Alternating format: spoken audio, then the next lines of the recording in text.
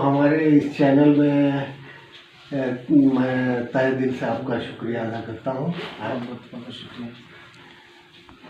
सबसे पहले मैं एक सवाल ये जानना चाहता हूँ साहब कि आप इस मुकाम को हासिल करने में क्या क्या करना पड़ा आपको यहाँ तक। मैं ये चाहूँगा कि बचपन से लेके और टिल नाउ अभी हमारी जब आवाज़ आपके कानों तक जा रही है, यहाँ तक का मुकाम आप कैसे हासिल किया? पहले तो सर आप मेरे को साफ मत बोलिए, बचपन से जानते हैं, ठीक है, नहीं चलेगा। अगर संघर्ष की बात करें तो संघर्ष नहीं, नॉर्मल जीवन ही उसको मैं बोलना चाहूँगा। जैसे कि जन्म के उपरांत मेरी प्राथमिक जो शिक्षा थी पटना में हुई। उसके बाद मैं 3rd क्लास में बोर्डिंग में गया देहरादून में। एक रेलवे का बोर्डिंग स्कूल है, ओक ग्रोव स्कूल, तो वहाँ पर पापा रेलवे में है तो वहाँ पर मैं गया। पापा के ऑफिसर्स ने देखा कि अच्छा पढ़ता है तो उन्होंने एडवाइस किया कि ऐसा उसको कॉम्पिटिशन लिखवाओ, फिर सिलेक्शन होता है तो आगे जाने। वहाँ से मैंने 10th तक की परीक्षा वहीं से की। उसके बाद मैं 2 साल इंटरमीडिएट हैदराबाद में पढ़ा और वहाँ से फिर IIT JEE के थ्रू मेरा marine engineering research institute Kolkata में, वहाँ से मैंने कोर्स 4 साल का बीटेक इन मरीन इंजीनियरिंग किया।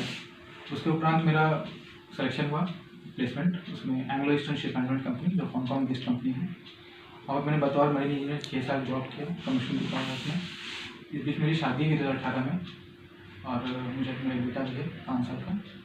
और इस बीच में जब मैं देखा कि अब मैं सही इनकम कमा रहा हूँ और एक लाइफ सेटल हो चुकी है, मेरे भाई का भी तो जॉब लग गया और घर की आर्थिक स्थिति मजबूत हो गई थी, तो बचपन से था कि एक सिविल सर्वेंट के रूप में अपना कोशिश किया जाए, क्योंकि परिणाम तो किसी को मालूम होता नहीं है कि क्या परिणाम होगा, लेकिन कोशिश ज़रूर की जाए ताकि कोई मलाल ना रहे ज़िंदगी में।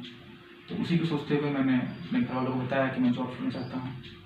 मेरे वाइफ और मेरे घर वाले बिल्कुल सपोर्ट किए, irrespective of me losing a job, income जो एक हाई इनकम आ रहा था घर में, बट वो लोगों ने मुझे सपोर्ट किया बहुत। और फिर मैं 1 साल तैयारी की और खुद से इसकी तैयारी की इसकी। लेकिन मैं ये चीज़ बताना चाहूँगा अनकोट कि खुद से तैयारी मैं कर लिया, लेकिन आप अगर करना चाहते हैं तो आप कोचिंग की मदद भी ले सकते हैं। ऐसा नहीं कि खुद से तैयारी हो जाएगी, आप निकाल लेंगे, आप करिए। और फिर मैं BPSC में 57th में 399 रैंक में राजस्व पदाधिकारी में चयनित हुआ था 2 महीने पहले अक्टूबर में। उसके बाद 68वीं में मेरा चयन हुआ, रैंक 15, जिसमें मुझे डिप्टी सुपरिटेंडेंट ऑफ पुलिस मिला। और मैं 69 मेंस भी लिखा था, बट अब वो मैं नहीं लिखूँगा बिकॉज नेसेसरी किसी का पोजीशन, किसी की नौकरी खाना अच्छी बात नहीं है।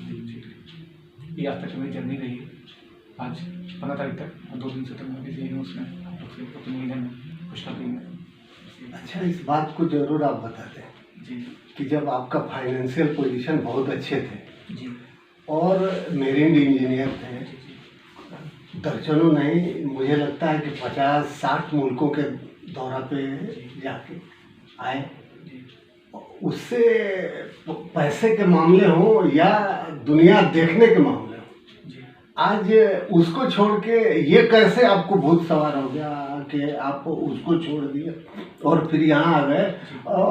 यहाँ मैं ये डिफरेंस इसलिए पूछना ये चाहता हूँ कि मैं जानता हूँ कि जिस गुर्बत से इस मुकाम पे आए हैं तो प्राइमरिटी आपको पैसे की थी, लेकिन ये DSP पोस्ट पे आना, आखिर ये क्या चीज़ का भूत सवार हो गया था कि आप उस पैसे को छोड़ के? और ये इसमें तो मुझे लग रहा है कि इतने पैसे नहीं, जितने पैसे उसमें, और उसमें जितना पूरे दुनिया को देखना, अपने नज़र से देखना, घूमना, बाल बच्चों को की परवरिश करना, उसमें और इसमें ज़मीन और आसमान का फर्क है। आखिर क्या बात है? जी, आपका सवाल बहुत उम्दा है और बहुत ही महत्वपूर्ण सवाल भी है। मैं अपने सोचता हूँ कि जब हम जाते हैं अपने घर से दूर, चाहे हम गांव से उठ के पटना जाएं, तो सोचते हैं कि अरे पटना में इतना सड़क है, हमारे घर में सड़क क्यों नहीं है? पटना में इलेक्ट्रिक बस चल रहा है, हमारे गांव में क्यों नहीं चल रहा है? पटना में बिजली है, हमारे घर में बिजली क्यों नहीं, गाँव में बिजली क्यों नहीं है? इसी तरह जब मैं बाकी देश गया, इतने सारे यूरोप से लेकर ऑस्ट्रेलिया से लेकर US गया, तो हम सब का सोच एक है, समान होता है। मैं भी वही सोचा कि यार ये यहाँ पे ये चीज़ें हैं, हमारे पास क्यों नहीं है? यहाँ पर इतनी सुविधाएं हैं, हमारे पास क्यों नहीं है? यहाँ के बच्चे ऐसा पढ़ रहे हैं, हमारे बच्चे क्यों नहीं पढ़ रहे हैं? तो कहीं ना कहीं वो दिमाग में फंसा हुआ था वो चीज़ कि जब चीज़ें देख रहा हूँ ये डेफिसिट मालूम होता है कि हम कितना लैग कर रहे हैं किसी चीज़ों में। फिर जब मैं आया वहाँ पर और मेरा जब 6 साल कमाया मैं पैसे और फिर दिन घर की जो ज़रूरतें थी पूरी हो गई, जो मूल ज़रूरतें होती हैं घर या फिर ज़मीन थोड़ी सी, वो पूरा होने के बाद मुझे लगा कि नहीं यार इसका कोई एंड नहीं है। कितना ज़मीन, कितना घर, कितना गाड़ी खरीदेगा आदमी। टाइम आ गया है कि अब अपना जो एनर्जी है कहीं और लगाया जाए और गिव बैक किया जाए सोसाइटी को। क्योंकि वो मास्लो हायरार्की ऑफ नीड्स वही बोलता है कि फाइनली आपको सोसाइटी में विलीन होना है। आपका नाम नहीं रहना चाहिए, मैं नूरुल बोल के नहीं रहना चाहिए। मैं जो पोस्ट पे जाऊँगा ये इंश्योर करूँगा कि मेरा पोस्ट मेरे नाम से नहीं जाना जाए, मेरा पोस्ट ही जाना जाए कि हाँ ईमानदार अफसर था वहाँ पर, कुछ करके चला गया। बस यही मेरा वो है। अगर मैं नहीं सिलेक्शन तो आदमी कोशिश कर रहा था, सिलेक्शन तो उसका बहुत छोटा पार्ट है, बहुत छोटा पार्ट एक सेलेक्ट हो गया।